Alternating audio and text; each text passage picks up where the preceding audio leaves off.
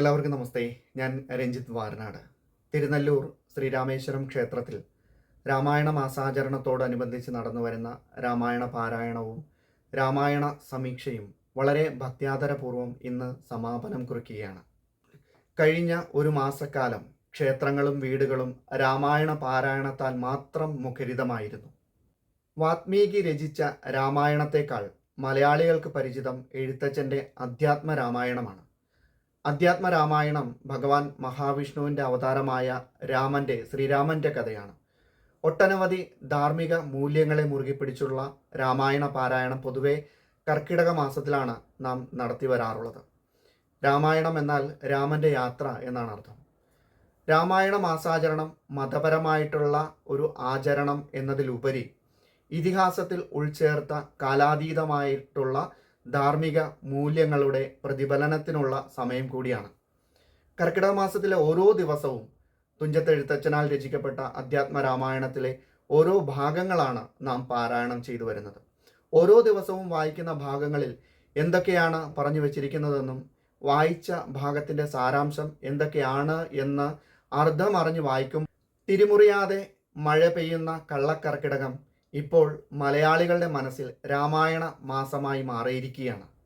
മലയാളി ഉള്ളിടത്തെല്ലാം കർക്കിടക രാമായണ മാസത്തിന് വഴിമാറിയിരിക്കുകയാണ്. മഴപ്പെയ്ത്തിൻ്റെ ഇരമ്പലിനുള്ളിൽ അധ്യാത്മ രാമായണ ശീലുകളുടെ ഭക്തിസാന്ദ്രമായ വായന കൊണ്ട് മുഖരിതമായിരിക്കുന്നു ഇന്ന് കേരളം മുഴുവനും.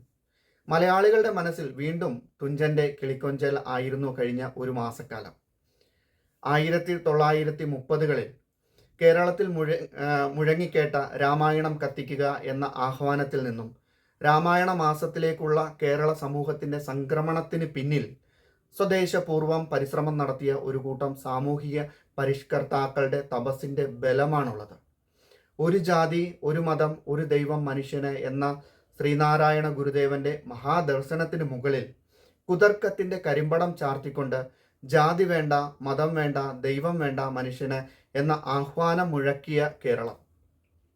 രാമായണവും മഹാഭാരതവും ചുട്ടരിക്കുക, ക്ഷേത്രങ്ങൾ തട്ടിനിരത്തി കപ്പ വെക്കുക എന്ന കാപട്യത്തിന് വേർകിളിർത്ത കേരളം.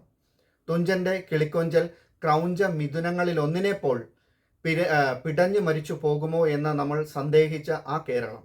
ആ കേരളത്തിലാണ് ആധ്യാത്മികതയുടെ തിരതള്ളൽ പോലെ ഇന്ന് രാമായണ മാസം ആചരിച്ചു വരുന്നത്.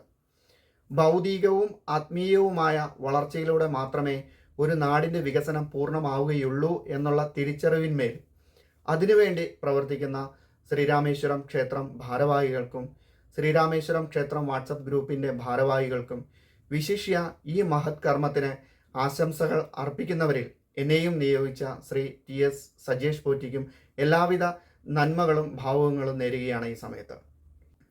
തിരുവോണ നാളിൽ നാട്ടിലേക്ക് വരണമെന്ന് ആഗ്രഹിച്ച് നിൽക്കുകയാണ്.